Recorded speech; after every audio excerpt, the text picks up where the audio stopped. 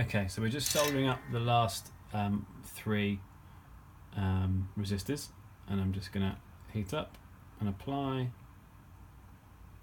Once you get good, it becomes relatively fast to do.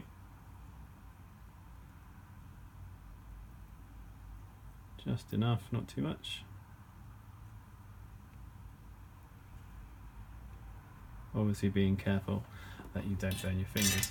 Now once you've done those ones, you'll see that these legs stick out really far, and we don't want that to happen. So what I'm going to do, I'm going to take my side cutters, and I'm just going to take so you see the side cutters have a side that they cut the closest, so I'm going to take that side and I'm going to just snip off these legs to get them really close to the circuit board.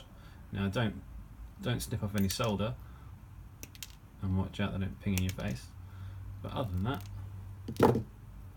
those solder joints are looking pretty good.